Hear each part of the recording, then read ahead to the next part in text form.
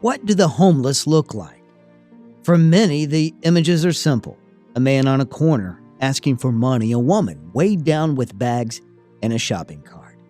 And while those images are often accurate, there is another side to homelessness. A side that is hidden, a side that often goes unseen. Now we have another big homelessness issue here in the community, and it's that maybe as many as 500 of our children are going to school and they don't have a stable home to go back to. And the numbers are climbing. Now as many as 600 children in the Roanoke Valley are falling through the cracks. They go from motel to motel, shelter to shelter, and sofa to sofa, all the while trying to get an education. A challenge that Roanoke City Superintendent Dr. Rita Bishop says can be a challenge of epic proportions. If you're sitting in class and you're trying to listen, or you're writing something, and if somewhere in the back of your head is, I wonder where I'm going to be tonight, how could you possibly concentrate? Think back to when you were in school. Those everyday stresses, wanting new clothes.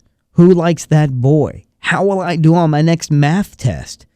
All those worries being the last thing on your mind as you wallow in anxiety over where your next meal is coming from. And I think that the fact that homeless children don't have a sense of security, and all too often they don't feel safe. So if you're at that level, how could you possibly learn? And the result? A childhood with a bleak future robbed of promise. Homeless children have a greater probability of not graduating from high school. And as research has shown, that approximately 75% of homeless kids do not graduate. And as a result of that they are less likely to earn when people graduate. And that statistics can be high as 75% less in income. But by targeting 80% of the homeless children that are not eligible for government-funded intervention, there is hope. There's a light.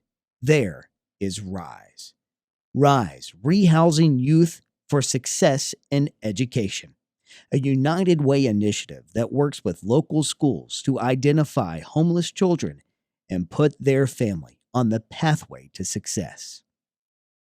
So imagine if we could stabilize these children and we're really helping their families. Can you imagine all the wasted energy and effort that goes into that? So if we can get them in a stable house, get them the services that they need, whether it be employment services or literacy services or mental health services, we're going to build a stronger community, and we're going to be able to both compete better regionally and nationally as we're trying to attract new industry, new jobs. Imagine giving a child the chance to learn their potential and the means to achieve it.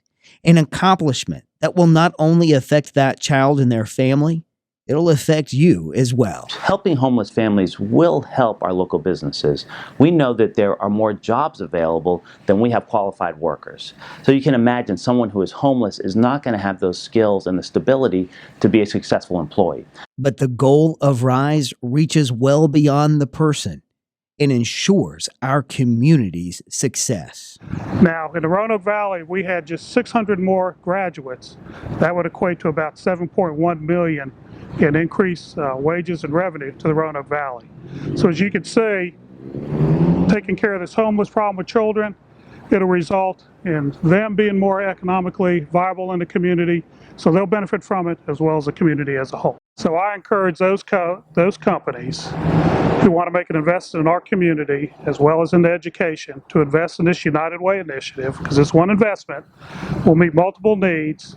It'll help not only the children but the valley, and it'll make this area a much better place.